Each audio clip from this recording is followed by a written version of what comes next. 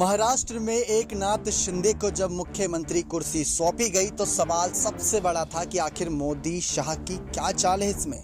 क्या कोई ऐसी रणनीति जो गुपचुप तरीके से बनाई गई जिसकी कानो कान भनक फडणवीस तक को नहीं थी, यानी बीजेपी नेताओं को नहीं थी, और शिंदे को सीएम कुर्सी सौंपी गई। फडणवीस नाराज थे, नाराज होना बनता भी है। 2.5 साल इंतजार करा था सीएम कुर्सी का कि इन्हें सीएम कुर्सी मिलेगी, और वो भी यहाँ पर कुर्सी जब हाथ लगी तो बहुत क्लोज थे और एकनाथ शिंदे को वो कुर्सी सौंप दी गई मोदी शाह के फैसले के बाद। खुद प्रधानमंत्री नरेंद्र मोदी ने 2 बार फोन किया था, ऐसी खबरें थी फडणवीस को, तब जाकर यहाँ पर एकनाथ शिंदे को मुख्यमंत्री कुर्सी सौंपते नजर आए थे फडणवीस। तब चेहरे पर मुस्कान थी, लेकिन दिल में कितना दर्द था वो सब जानते थे। लेकिन एकनाथ शिंदे के इस्तीफे को लेकर जो बवाल मचा हुआ है, सीएम पद से विदाई को लेकर बवाल मचा हुआ है, आपने देखा होगा, जिसके जरिए आप यहाँ तक आए।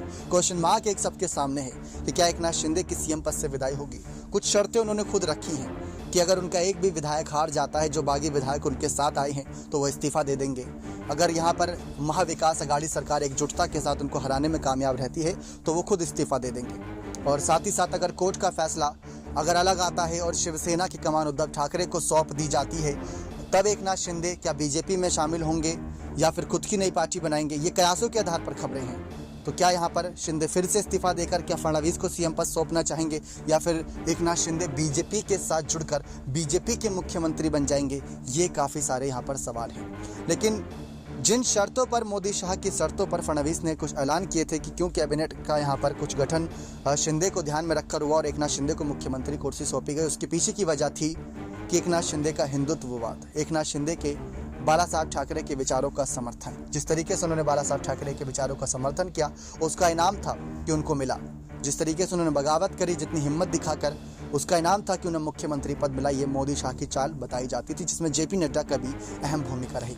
लेकिन एकनाथ शिंदे के इस्तीफे को लेकर शरद पवार अड़िग हैं। उनका कहना है कि इस्तीफा दो, मध्य अवधि चुनाव का सामना करो।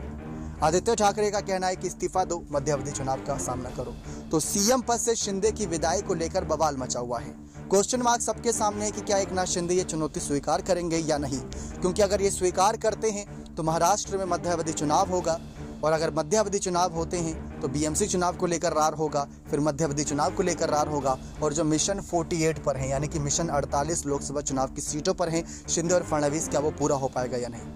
तो इन्हीं सब कयासों के आधार पर यही कह रहे हैं कि मोदी शाह की चाल में फंस गए एकनाथ शिंदे, और उन्होंने सीएम कुर्सी स्वीकार कर ली, लेकिन अब उनका फायदा उठाया जा रहा है और बीजेपी लगातार अपने ही कहीं ना कहीं पार्टी को मजबूत बना रही है। क्योंकि अगर देखा जाए, अभी तक देवेंद्र फडणवीस या कोई भी बड़े बीजेपी नेता ने शिवसेना के कोर्ट वाले मामले पर कोई भी बात नहीं रखी। सरकार उनकी है, केंद्र सरकार उनकी है, क्या वो सिफारिश नहीं कर सकते, क्या वो यहाँ पर बातें नहीं रख सकते। लेकिन अगर शिवसेना की कमान शिंदे को नहीं मिलती है, तो ये भी आप समझिए कि वो बीजेपी में ही शामिल होंगे या खुद की नई पार्टी बनाएंगे, ये एक चुनौती रहेगी। और बीजेपी ने जिस तरीके से उनको सीएम कुर्सी दी थी, वो एक अपने आप में सवाल है कि सीएम कुर्सी देने की वजह क्या यही थी कि शिंदे आने वाले वक्त में बीजेपी में ही विलय कर लेंगे, क्योंकि सारे कानूनी दावपेच फडणवीस और बीजेपी अच्छे से जानती है। और क्या इसमें मात खा गए थे शिंदे गुट, या इसकी पूरी तैयारी थी, तो आने वाला वक्त ही बताएगा। यानी कि एक जो होता है, पेपर से पहले प्रिपरेशन कैसी थी, होमवर्क कैसा था शिंदे का, बगावत से पहले क्या सोच विचार थे, ये समझना जरूरी। और जो शिंदे के वर्ड्स थे, अगर वो आपको याद दिलाएं, तो उन्होंने कहा था कि बस अचानक से हमारा मन करा और हम चले गए, बस हमने फोन किया विधायकों को, हमारे साथ विधायकों की पूरी सेना तैयार थी, हमें खुद विश्वास नहीं था कि मेरे को इतना विधायकों का समर्थन मिलेगा, और उम्मीद नहीं थी, लेकिन हाँ विश्वास था कि विधायक कहीं ना कहीं मेरे नेतृत्व को स्वीकार करेंगे, और जो किया भी। लेकिन आपको भी क्या लगता है, एकनाथ शिंदे को इस्तीफा देकर मध्य अवधि चुनाव का सामना करना चाहिए? तो अपनी राय खुलकर कमेंट सेक्शन में जरूर रखेगा, क्योंकि कमेंट सेक्शन में जो भी आपके चैट्स आएंगे उसके जरिए पता चल जाएगा कि क्या शरद पवार, उद्धव ठाकरे, आदित्य ठाकरे, संजय राउत की ही यहाँ पर चाहत है कि वो मध्य अवधि चुनाव चाहते हैं, या आप भी। तो ये मामला जो था अभी इस्तीफा नहीं हुआ, ये भी आपको बता दें, कयासों के आधार पर ये खबरें थी। लेकिन आपको क्या लगता है, क्या बीजेपी की चाल में शिंदे फंस गए? ये 2 क्वेश्चन के आंसर हम आपसे जरूर चाहेंगे कि आप कमेंट सेक्शन के जरिए यहाँ पर देते नजर आए। नेक्स्ट 9 न्यूज़ रूम की रिपोर्ट।